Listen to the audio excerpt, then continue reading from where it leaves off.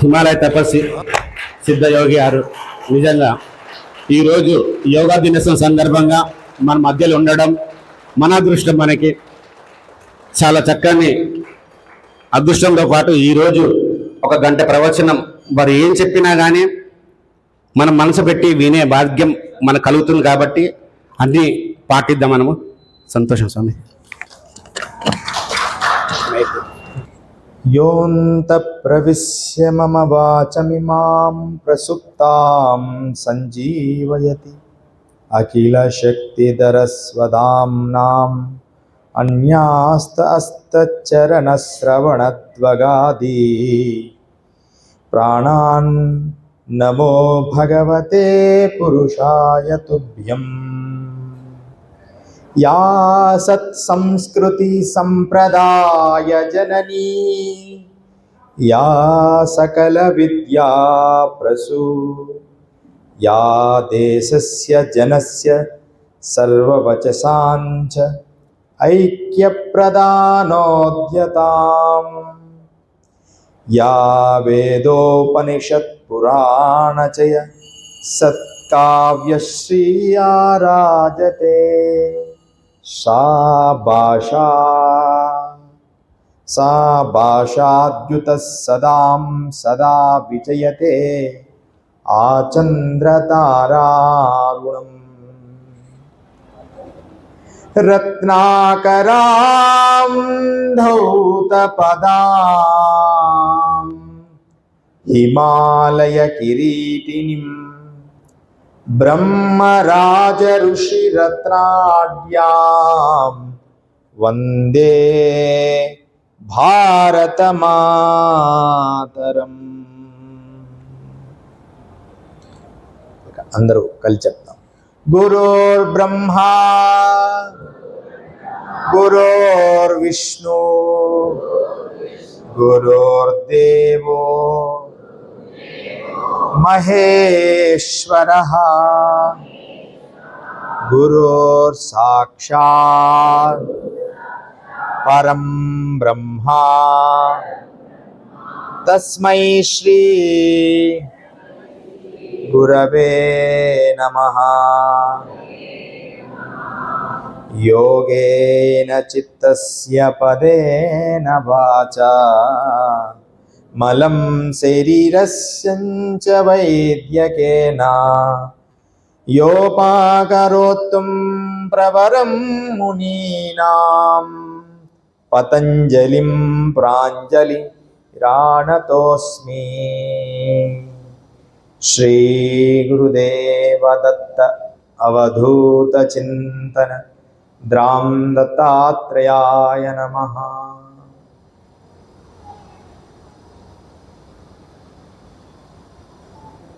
శ్రీ గురుభ్యో నమః.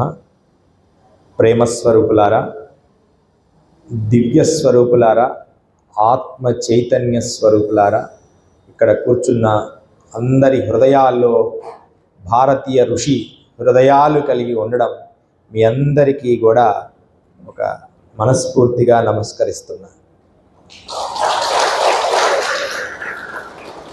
మీ అందరు కూడా సిద్ధ పురుషులే. మీ అందరి హృదయాలు కూడా సత్య సంకల్పాలకు దగ్గర కావడానికి ప్రయత్నం చేస్తున్నాయి. అంటే వారిలో దివ్యమైన ఋషులు ఉన్నారు. ఋషులంటే జటాజుటమనో వస్త్రధారణనో కాదు. ఆత్మధ్యాన మార్గానికి మేము పయనించాలి, పయనిస్తున్నాం, దాని లోపలే ఉన్నామనుకునే మీ హృదయాలన్నీ కూడా ఋషితుల్యమైనవే. సత్యమే కదా. ఎంతోమంది మనం జిడ్డు కృష్ణమూర్తి గారిని చూడండి, వారు ప్యాంట్ షర్ట్ వేసుకొని ఉంటారు. స్వామి వివేకానంద ఎలా ఉంటారు? చక్కగా గంభీరంగా ఆయన ప్యాంట్ షర్ట్ వేసుకుంటాడు, కోట్ వేసుకుంటాడు. వస్త్రాలు ఏది వేసుకున్నావు అనే కాదు, ఈ మస్తకంలో ఎలాంటి పవిత్ర వస్త్రాన్ని ధారణ చేశావు అనేది ముఖ్యం. అదే ధ్యాన మార్గం.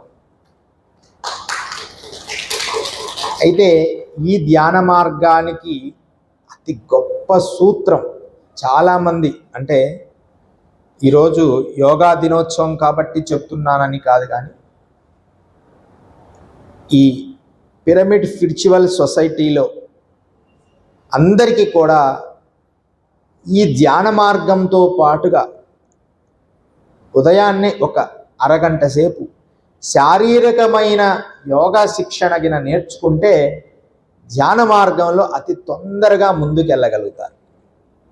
ఈ పిరమిడ్ సొసైటీ వాళ్ళల్లో అందరు కూడా ఏ వ్యాధి వచ్చినా ఏదొచ్చినా ధ్యానం చేయండి అని చెప్తారు. కానీ కొంచెం ఫిజికల్ ఎక్సర్సైజ్ చేయమని చెప్పాలి. కొద్దిగా, అంటే ఈ ఫిజికల్ ఎక్సర్సైజ్ ఆత్మజ్ఞానం ఏమి ఇయ్యదు, కానీ ఈ ఫిజికల్ ఎక్సర్సైజ్ ఎందుకు చెయ్యాలి అనేది మీ అందరికీ ఈరోజు నేను చెప్తా. గత ఒక 4 సంవత్సరాల అయింది అంతే నేను కొంచెం యోగా చేయడం కొద్దిగా తగ్గించాం. అంటే ఈ భౌతిక కార్యక్రమాల వల్ల మరలా మొదలు పెడతా. ఎందుకు అంటే ఎక్కువసేపు ధ్యానంలో కూర్చోవడానికి సహకరిస్తాయి ఈ ఫిజికల్ ఎక్సర్సైజ్. ఈరోజు మీ అందరితో చిన్నవి చేపిస్తాను సహజంగా మీరున్న దగ్గరే. అవి చేసిన తర్వాత మీ ఎక్స్పీరియన్స్ స్పాట్లోనే తెలిసిపోద్ది ఎంత చక్కగా ఉంది అని అనుకుంటారు. మనస్సు కేంద్రీకృతం అవుతుంది. ఫిజికల్ ఎక్సర్సైజ్ చేయడం వల్ల మీరు ధ్యానంలో కూర్చుంటారు. చాలామంది కొద్దిసేపు కూర్చోగానే ఇక్కడ ఏదో గిరినట్టు ఇక్కడ నొప్పి వస్తుంటుంది, మళ్ళీ కాలు నొప్పి వస్తుంది, చేయి నొప్పి వస్తుంది. అందుకని అష్టాంగ మార్గాల్లో యమ నియమాలు ఆసన ప్రాణాయామ ప్రత్యాహార ధారణ ధ్యాన సమాధి నియమం. ఆసనం అంటే మనం ఎక్కువసేపు కూర్చోవడానికి ఫిజికల్ ఎక్సర్సైజ్ పనికి వస్తుంది. దానికి మీరు ఏం చేయాలంటే కొంచెం ఉదయాన్నే వాకింగ్ చేయడం, వాకింగ్ చేసేటప్పుడు చేతులు ఊపడం, కాళ్ళు ఊపడం, బాగా కొంచెం చెమట పట్టాలి. ఎప్పుడైతే ఆహారాలు అన్ని రకాలుగా తింటున్నాం కానీ వాస్తవంగా ఎంత ఆహారం తిన్నామో అంత అరిగిచ్చే పనులు చేయడం లేదు.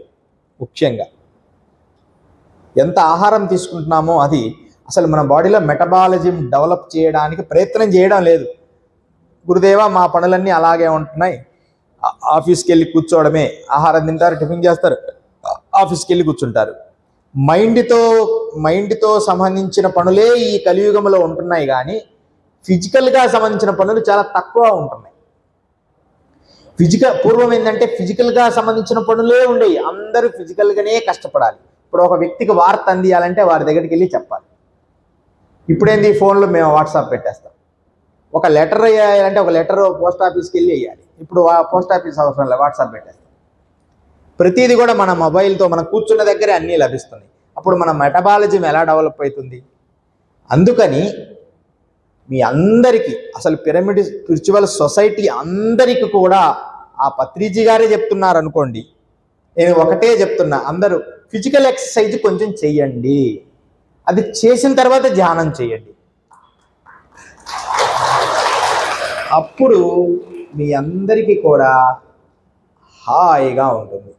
ఫిజికల్ ఎక్సర్సైజ్ అనేది చాలా చాలా అవసరం. ఎందుకంటే అసలు ఫిజికల్గా ఉంటేనే కదా మెంటల్గా మనం డెవలప్ అయ్యేది.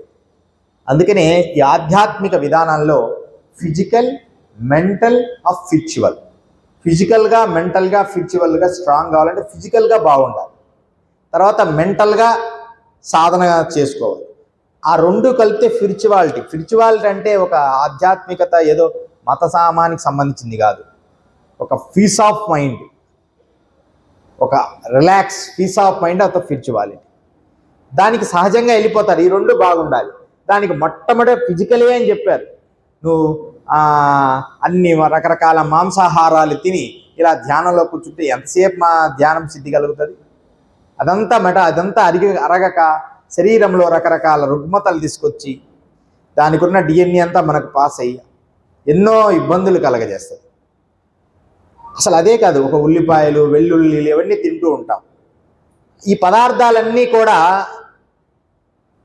ఔషధ గుణంగా తీసుకోవాలి అని గుర్తించాలి. ఇది కూడా నేను తీసేయమన్నాను. ఎందుకంటే విశ్వంలో ఏ వస్తువు అయినా సరే ఔషధ గుణంగా మలుచుకునే జ్ఞానము ప్రతి వారికి కలగాలి.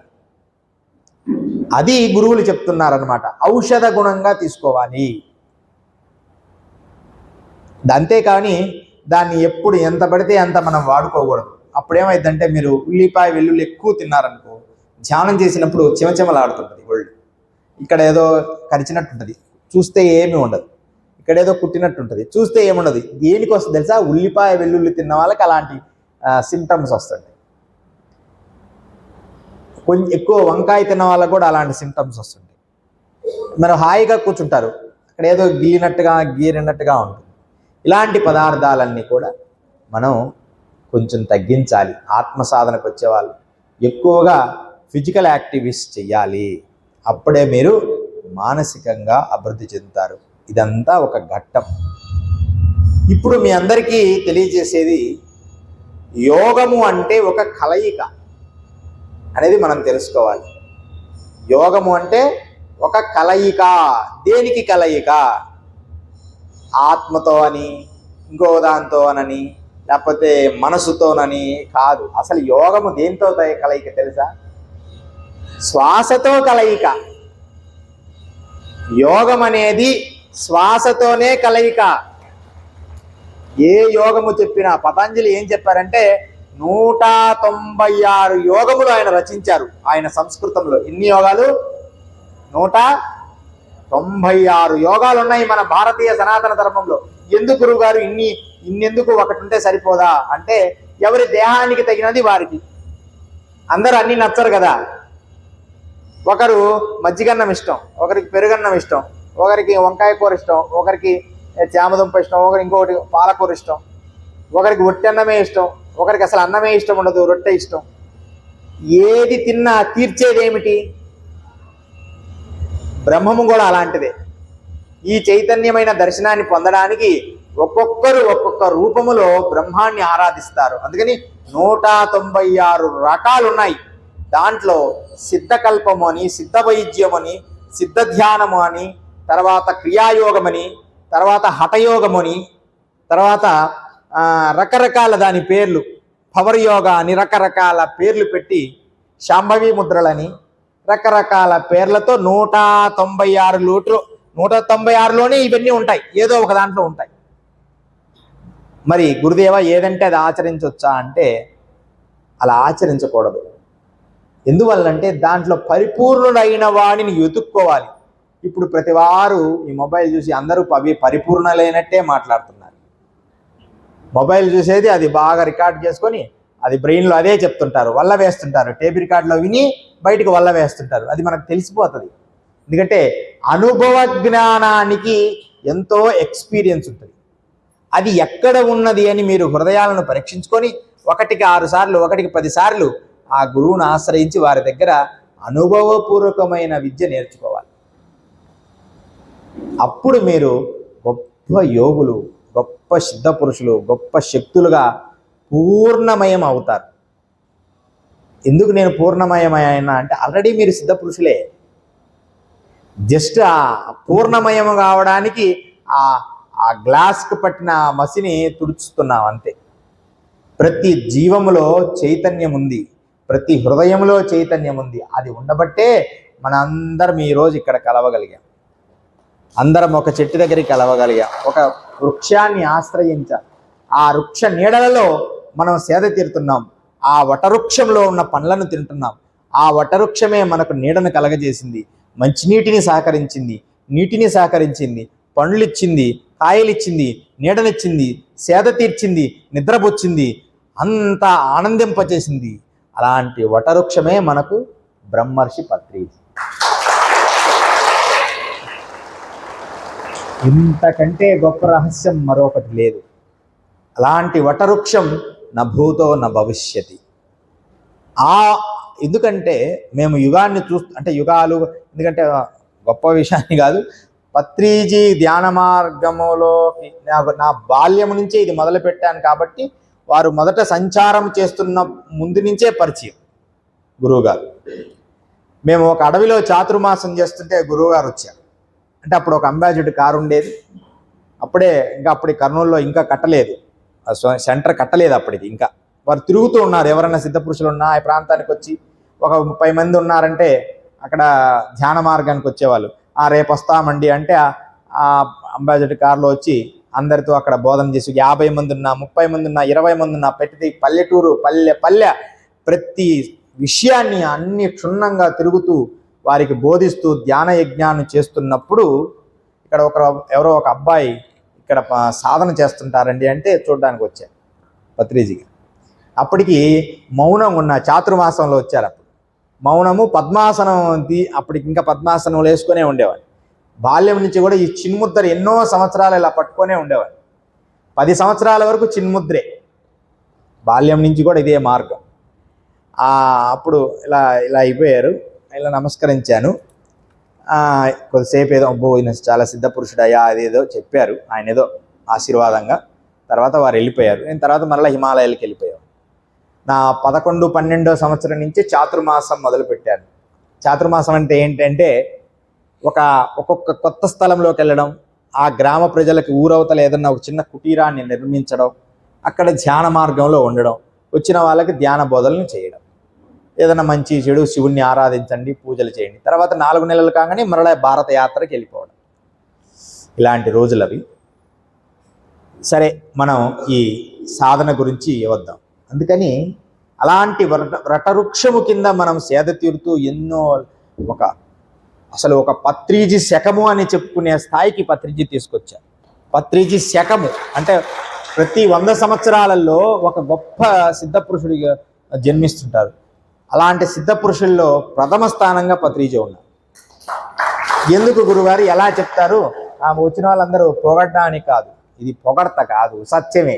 ఎలా అంటే అతి కొద్ది సమయంలో ఒక గురువు ఇంత లక్షల కోట్ల మందికి, అసలు పల్లెటూరులో గడ్డికోచే వాళ్ళు ఎంతెంతో తెలియని అజ్ఞానుల హృదయాలలో కూడా జ్ఞానాన్ని, ఆనాపాన సతిని అలా ఇంజెక్ట్ చేసేసాడు. అసలు ఏమీ తెలియని వాళ్ళకు కూడా వాళ్ళు గడ్డి మోపు తీసుకొచ్చుకొని ధ్యానం చేసేవాళ్ళు. వాళ్ళు ఎవరో పల్లెటూరులో పొలం గట్ల మీద పోయి పని అయిపోగానే ఒకసారి ధ్యానం చేసేవాళ్ళు. ఆ స్థాయికి తీసుకుపోయాడు. నేను కళ్ళారా చూశాను. అసలు ధ్యానం అంటే, అసలు భక్తి ధ్యానము చెయ్యని మనుషులు కూడా తెల్లవారుజాము 4 గంటలకు లేచి ఒక గ్రూప్గా తయారై ధ్యాన సాధన మొదలుపెట్టారు. ఇదంతా పత్రిజీ శక్తిని, ఆయన సంకల్ప శక్తిని ప్రసరింపజేసినట్టు. అందుకని ఈ ధ్యాన మార్గానికి మొదటి సూత్రం ఏంటంటే ఫిజికల్ ఎక్సర్సైజ్ చేయాలి. ఈరోజు యోగా దినోత్సవం కాబట్టి మనం యోగా గురించి గొప్పగా దానికి రహస్యాలు తెలుసుకోవాలి. యోగా అంటే ఈ శరీరాన్ని, ఈ శరీరములో ఉన్న రకరకాల మూర్తీభవించిన ముడులుగా ఉన్న శ్రవణాలు ఉన్నాయి. నేను అనుభవంతో చెప్తున్నవి, మీకు అర్థమయ్యే స్థితి ఉంటే అర్థమవుతుంది. అవన్నీ ముడులు కట్టి ఉంటాయి లోపల. వాటన్నిటినీ కొంచెం ఫిజికల్ ఎక్సర్సైజ్ చేసి ధ్యాన మార్గంలో చేయగలిగితే ఖచ్చితంగా కూడా మంచి సత్ఫలితాలను పొందగలం. యోగా అని రకరకాల సరళమైన యోగాలు ఉన్నాయి.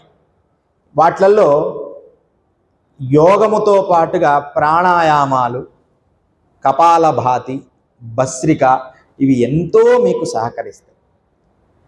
ఇప్పుడు మనం అందరం కూడా కపాలభాతిని చేద్దాం. కపాలభాతి, ఈ కపాలభాతి ఎంత గొప్పగా ఉపయోగపడుతుందంటే మన దేహంలో ఉష్ణశక్తిని పెంచుతుంది. చలికాలం బాగా చేయొచ్చు. యోగులు గుహల్లో ఎలా ఉంటారండి, మంచు కొండల్లో ఎలా ఉంటారంటే వీటి రహస్యమే. 6 రకాల ప్రాణాయామాలు ఉన్నాయి. అవి గురుముఖతగా నేర్చుకోవాలి. ఎందుకంటే కొంతమందికి మేము చెప్పంగానే ఇంటికి పోయి ప్రాక్టీస్ చేయడం మొదలు పెడతారు. అవి ఏమైందంటే, ఒక ఆవిడ తొందరగా ఎక్కువ ప్రాక్టీస్ చేస్తే బాగుంటుంది కదా అని చెప్పి గురువు గారు ఓన్లీ 20 మాత్రమే చేయమంటే ఆమె 120 చేయడం మొదలుపెట్టింది. 20 చెప్పింది. ఎందుకు తెలుసా? వాస్తవానికి 120 చేయాలి, 200 చేయాలి, 600 చెప్పి మా స్టామినా ఏంటంటే 600 చేస్తాం. 600 చేస్తే మా లోపల ఉష్ణశక్తిని పెరిగి గాల్లో ఇలా లేస్తాం పైకి. 600 నుంచి 1000 సార్లు ఆ యోగములు చేస్తే ఇంతెత్తు గాల్లో తేల్తారన్నమాట. అలాంటి సీక్రెట్స్ ఉంటాయి. ఓన్లీ అదే శక్తిలో ఒక 20 సార్లు చేయమంటే ఆమె 100 సార్లు, అంటే ఒక వారానికే 100 సార్లకు వెళ్ళిపోయింది. ఆ గుండె పెరిగింది, గుండె వేగం పెరిగి ఇట్లా ఉబ్బిందట. అమ్మో గురుదేవా గురుదేవా ఏదో అయింది, మీరు చెప్పింది చేశాను. మళ్ళీ గురువు, నేనేం చెప్పాను నువ్వేం చేశావు? కాదండి మీరు చెప్పింది 20, కానీ తొందరగా అన్లైట్మెంట్ వస్తుంది కదా. అన్లైట్మెంట్ అంటే ఎక్కువ తొందరగా వస్తుంది. మీ స్థాయికి రావాలి కదా, మాకు వయసు అయిపోయింది, 40-45 ఏళ్ళ వయసు వచ్చింది, నాకు శక్తి ఉందని చేశాను, ఇట్లా గుండె నొప్పి వస్తుందండి, పట్టుకుంది. అయ్యో అవునా అని చెప్పి ఆమెను మరలా అది ఒకటి. ఇప్పుడు ఆమెను దాని నుంచి రిమూవ్ చేయాలంటే ఆమె కింద ఇలా పడుకోబెట్టి కొన్ని ఐస్ క్యూబ్స్ అన్ని కొన్ని తెప్పించి మళ్ళీ దాంతో ఆ గుండె మీద అలా రుద్ది చాలా రిలాక్స్ చేసి మెడల దగ్గర రుద్ది అంతా బాగు చేసి అరికాలలో కొన్ని పాయింట్స్ ఉంటాయి అవి నొక్కి అలా చేసి ఒక 4-5 రోజుల్లో ఆమెను రిలాక్స్ చేశాను. అమ్మ అసలు నువ్వు సాధనే చేయగాకు, అదే నీకు ఒక గొప్ప యోగం, ఇప్పటి నుంచి పడుకొని సాధన చెయ్యి అని చెప్పాం. ఆమెకు పడుకొని సాధన చేయమని చెప్పాం కదా, వీళ్ళు ఏమనుకుంటున్నారు తెలుసా, ఆమెకు పడుకొని సాధన చేయమని చెప్పాం అంతే. పత్రిజీ గారు నువ్వు పడుకున్నా ధ్యానమే అన్నాడు అనుకో, ఒకరికి చెప్పింటాడు. వీళ్ళు గురుగారు పడుకున్నా ధ్యానం అంటారా, ఇంకొకరు మేము పడుకొని కూడా ధ్యానం చేస్తామండి అని చెప్తుంటారే, నేను విన్నాను. అయ్యో పడుకుంటే ధ్యానం రాదు, నిద్ర వస్తుంది. అసలే ఈ దేహము మాయా నిద్రలో ఉంటుంది. వాటిల్లో ముఖ్యమైనది ఎంత వద్దన్నా వదలనిది ఈ నిద్ర. ఆ నిద్రతో పాటుగా కోరికలు, రుచి, ఈ నాలుకతో ఇంకొకటి ఉండేది కామము, కోరిక. వీటిని వదిలించుకోవడానికే మన జీవితం అంతా తపస్సు చేసినా కూడా ఈ అప్పుడప్పుడు మన లోపలికి వస్తుంటాయి పోతుంటాయి. అలాంటి స్థితిలో పడుకొని ఎలా ధ్యానం చేయగలుగుతాం? నిజంగా పడుకొని ఎలా ధ్యానం చేయాలో చెప్తా. మీరు అచంచలమై అనంతమై మీ పరమాణువులు విచ్ఛిన్నమైనప్పుడు దేహం చూడండి ఎంత, ఈ మాటలు చెప్పంగానే మీకు అర్థం కాదు. ఈ దేహం వాస్తవానికి పరమాణుల సమూహం. మీరు బాగా సాధన చేసినప్పుడు తెలుస్తుంది. మిమ్మల్ని మీరు మర్చిపోతున్నాము సాధనలు అనుకుంటున్నారా, కానీ మర్చిపోకూడదు. మీ స్పృహ ఎక్కడో ఈ దేహం మీద ఉన్నప్పుడే మీరు నిజమైన సాధనాపరులు. కానీ ఎంత సూక్ష్మంగా ఉండాలంటే బాగా గుర్తించండి, ఎంట్రుక కొనభాగం మీద ఒక క్రికెట్ స్టేడియం అంత సూక్ష్మంగా మీరు చూడగలగాలి. మీ ఎంట్రుక కొనభాగం ఉందా, ఈ ఎంట్రుక తీయండి, ఆ ఎంట్రుక పైన స్థలము క్రికెట్ స్టేడియం అంత కనపడాలి మీ కంటితో. అది ఆత్మదర్శనానికి మొదటి మెట్టు. ఎక్స్పీరియన్స్ చెప్తున్నా, మీరు ఎక్కడే కానీ పుస్తకాల్లో అయితే ఉండవు ఇవన్నీ, రియల్ ఎక్స్పీరియన్స్. అంత స్థాయికి సూక్ష్మాతి సూక్ష్మంగా చూడాలి. కానీ మళ్ళీ ఆ సూక్ష్మంగా మీరు చూస్తూనే ఉండాలి. అలా చూడకుండా నేను అలా ధ్యానం చేశానండి, అసలు స్పృహే లేదండి, ఎక్కడికో వెళ్ళిపోయాను చాలాసేపు. అసలు ఎక్కడికో వెళ్ళిపోవడానికి ఎందుకు, నిన్ను గుర్తించమని చెప్పడానికే శ్వాస మీద ధ్యాస. నిన్ను గుర్తించాలి, నువ్వు ఏమి చేస్తున్నావు, నీ లోపల నీ శ్వాస ఎక్కడ గమనిస్తున్నావు. అందుకనే గురువు గారు ఏం చెప్పారంటే, పత్రిజీ శ్వాసను దర్శించండి అన్నారు. సమంకాయ శ్రోగ్రీవం ధారణం నచలం శిరః సంప్రేక్షే నాసికాగ్రం స్వం దిశచ్చ నవలోకయ శుచౌదేశే ప్రతిష్టస్య స్థిరమాసనమాత్మనః. శుభ్రమైన ఆసనం మీద కూర్చొని స్థిరంగా కూర్చొని ధారణను అంటే ఈ గాలిని సమూహాలని భగవద్గీత చెప్తుంది ఆత్మ సంయమం 6వ అధ్యాయం. ఈ గాలిని పోయేది వచ్చేదాన్ని ఈ ముక్కు పుటాల మీద కానీ పైన కానీ సూక్ష్మాతి సూక్ష్మంగా చూస్తూ చొచ్చుకొని చీల్చుకొని అలా చొచ్చుకొని చీల్చుకొని ప్రయాణించడమే నిజమైన ఆత్మదర్శనకు ధ్యాన మార్గానికి ఆనాపానస్థితి రూపం. అది మీరు గుర్తిస్తున్నంత కాలము మీరు గొప్ప వాళ్ళు అవుతారు. మీరు ఎలాంటి బుక్స్ చదవాలి, ఇక్కడ ఒక పెద్ద సమస్య ఏర్పడింది. నేను వాస్తవాలు ఎక్కువగా మాట్లాడుతుంటాను. మీరు ఎప్పుడైనా సరే సాధన కావాల్సింది ఏదో ఉత్సాహం కలగడానికి అభూత కల్పనలు చదవండి, కానీ వాస్తవానికి వాటికంటే మీరు ప్రాక్టీస్ ఎక్కువ చేయండి. అవన్నీ నిజాలే, వాళ్ళకు జరిగినాయి. మరి మీ లోపలికి మీరు ఎప్పుడు ప్రయాణిస్తారు? మీ లోపలికి మీరు ప్రయాణించినప్పుడే కదా దాని మూల చైతన్యాన్ని కనుగొనగలరు. ఎందుకు మూల చైతన్యాన్ని కనుగొనాలంటే, స్వామి వివేకానంద అంటారు, every soul as a different, దర్శనం ఆఫ్ డిఫరెంట్, కానీ దాని నుంచి పొందే అనుభూతి మాత్రం ఒకటి. అనుభూతి వేరు, దర్శనం వేరు. ఒక్కొక్క శరీరము ఒక్కొక్క శరీర తత్వం ఉంటుంది, కానీ దాని నుంచి వచ్చే జ్ఞానం ఉంటుంది, అది మాత్రం ఒకటే ఉంటుంది. అది ఏమిటంటే అనంతమైన ప్రేమ. ఒక్క మాటలో చెప్తున్నాం, అలాంటి ప్రేమను పెంచాలి. అనంతమైన ప్రేమ వెల్లువ నీ హృదయంలో ఉంటుంది. ఆ స్థాయికి మనం కొంచెం కొంచెంగా సాధన చేయాలి. ఎన్నో అనుభవాలు. ఇప్పుడు సంకల్ప దీక్ష, కార్యదీక్ష గురించి మనం మాట్లాడుతున్నాం. ఖచ్చితంగా మీరు ఫిజికల్గా ఖచ్చితంగా కష్టపడాలి. అది మీకు ఎలా సహకరిస్తుందంటే, నేను భారతదేశం మొత్తం ఒక 16,000 కిలోమీటర్లు పాదయాత్ర చేశాను. ఒక 4 సంవత్సరాల నుంచే మిత్రులారా, 4 నుంచి 6 సంవత్సరాల నుంచే ఏదో ఒక రూములో ఒక ఇంట్లో ఏదో అలా కూర్చున్నాను, కానీ ఏ రోజు ఈ దేహానికి సుఖము భోగం ఇయ్యలేదు. ఇది ఎంత డేంజర్ అంటే, దీనికి ఒక్కసారి సుఖభోగం ఇస్తే మరలా కావాలంటూనే ఉంటుంది.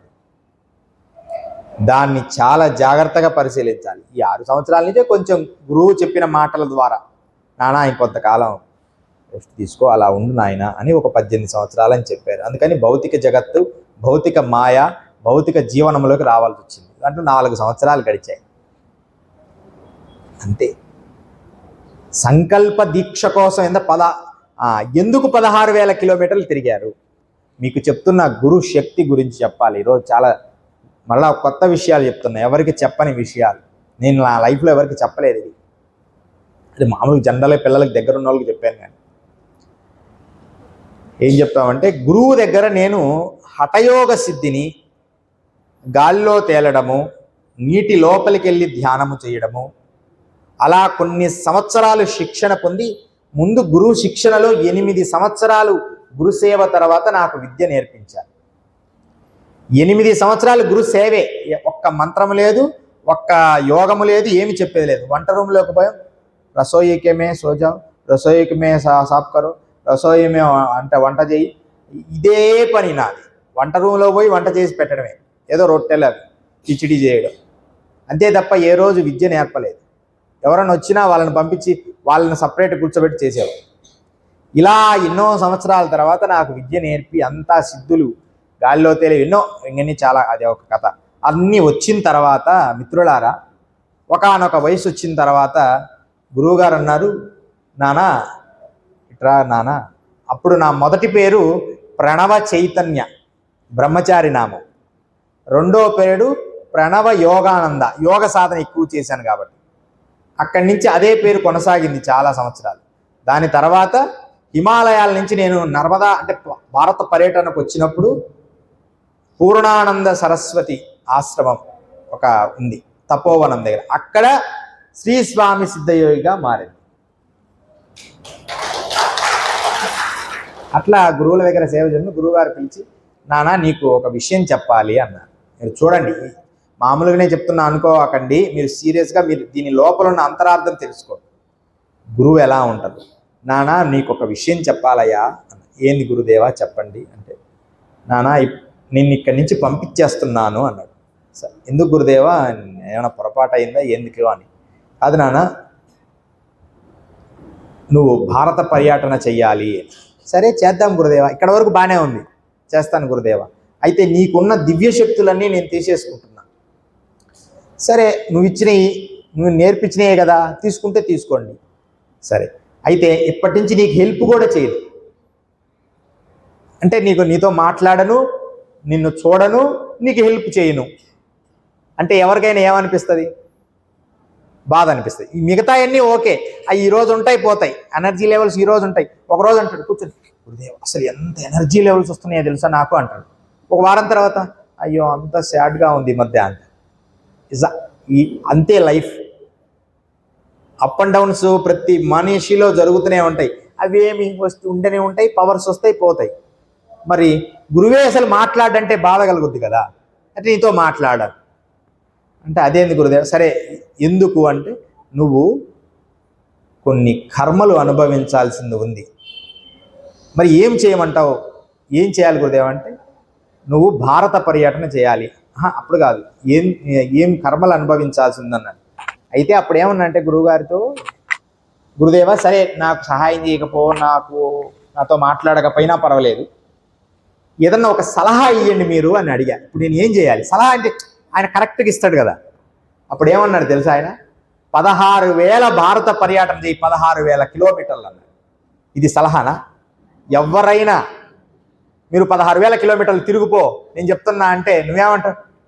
పిచ్చాగులు, నేనేదో సలహా అడిగితే ఎవరన్నా ఇలా చెప్తే గురువుని అన్నారు. 16,000 కిలోమీటర్లు అంటే అమ్మడే మీరు గురుదేవా నేను చేయలేనంటారు. ఫస్ట్ 16,000 అవసరంలే, మీరు మన శాకాహార ర్యాలీకి రండి రండి అని మొత్తుకుంటుంటే కొద్దిగా వస్తున్నారు. ఈరోజు అందరు చాలామంది వచ్చారు. శాకాహార ర్యాలీకి మీరు ఎందుకు రాలేరు? చక్కగా సండేనే కదా మనం పెట్టేది, సెలవు రోజుల్లోనే కదా హాయిగా వాకింగ్ జరుగుతుంది కదా. వాకింగ్ లాగా అంతా తిరగమంటే వాటికి రారు. ఏదైనా పర్వదినాల్లో ముఖ్యమైన విషయాల్లో మాత్రం అందరు వస్తాం. మరి 16,000 కిలోమీటర్లు తిరుగు అని గురువు గారు చెబితే మరి నేనేమనుకోవాలి? సరే, ఎక్కడి నుంచి మొదలు పెట్టమంటావు గురుదేవా అంటే, ఇప్పుడు గంగోత్రిలో కొంతకాలం ఉండు, గంగోత్రి నుంచి నువ్వు కాశ్మీర్ వెళ్ళిపోయి కాశ్మీర్ నుంచి కన్యాకుమారి వరకు చెల్లి అన్ని నదుల పరిక్రమలు చెయ్యి. గంగా అయిపోయిన తర్వాత గోదావరి చెయ్యి, కృష్ణ అయిపోయిన తర్వాత గోదావరి చెయ్యి. గోదావరి నది పరిక్రమలు వీలైనంత వరకు చెయ్యి. 4 సంవత్సరాలు పడుతుంది గోదావరి పరిక్రమ. తర్వాత నర్మద వెళ్ళు, అక్కడ 3.5 సంవత్సరం పరిక్రమ పడుతుంది. ఇలా నువ్వు భారత పర్యటన చేయని చెప్పి 12-13 సంవత్సరాలు పట్టినాయి ఇవన్నీ పూర్తి చేయడానికి. అలా నర్మదా చేస్తున్నప్పుడు అక్కడితో కొంత కర్మ కలిగింది. గురు దర్శనం అయింది, ముందే అయింది, కానీ ఇంకా నీకు పూర్తి తీరలేదు నాయన. ఎంత చెప్పారంటే, వచ్చే వృక్షేణ అధోహో శయనం కరోతు, ఆయన సంస్కృతంలో చెప్తున్నాను నాకు హిమాలయస్లో. వృక్షేణ అధో శయనం కరోతు అత్ర భోగైన నాగచ్చం, నీ దగ్గరికి భోగాలను తీసుకురావద్దు. ఎట్టి పరిస్థితుల్లో ఏ బిల్డింగ్ కానీ ఏ చూరు కింద కానీ కనీసం వర్షం పడేటట్టే ఉండాలి, చెట్టు కిందనే పడుకోవాలి నువ్వు అని ఎంతో లోతుగా చెప్పారు నాకు. వాళ్ళు చెప్పింది తూచా తప్పకుండా ఎంతో జాగ్రత్తగా పాటించడానికి ప్రయత్నం చేశాను. ఒక పెద్ద సంస్కృత పండితుడు వచ్చి, వత్స యోగిన్ ఆగచ్చతు మమ ఉపరి అట్టాయాం శయనం కరోతు కిం అర్థం అత్ర పిపిలికాం బహు అస్తి అని ఆయన చెప్తున్నాడు సంస్కృతంలో. అంటే ఇక్కడ చీమలు ఎక్కువగా ఉన్నాయి, నేరేడు చెట్టు కింద ఔదంబర చెట్టు ఉంది కదా, అక్కడే పడుకునేవాడిని ఒక మన గోదావరి తీరంలో. నేను రానండి, నాకు మా గురువు ఆసనము, నేను ఇక్కడే ఉంటాను, ఈ చెట్టు చిన్న దాంట్లో ఉంటాను, ఈ గణపతి దగ్గరే ఉంటాను అనేవాడిని. కాదు రా, సమస్య లేదు, మా గురువు చెప్పి రాలేదు. కానీ చూసావా, ఏ దగ్గరికైనా మాయ మరలా నన్ను ఒక విషయంలో పట్టేసింది. నేను ఎప్పుడో గురువులకి చిన్నతనం నుంచి సేవలు చేస్తూ ఉండేవాడిని పెద్దల దగ్గర. ఒక పెద్ద ఆయన ఏదో నా పేరు మీద ఒకటి రాసి దానికి నువ్వు ఉత్తర పీఠాధిపతి అని చెప్పి, నేను రానండి, నాకు సమస్య లేదు, నేనేదో భారత పర్యటనకు వచ్చాను, మీరు ఉండాల్సిందే.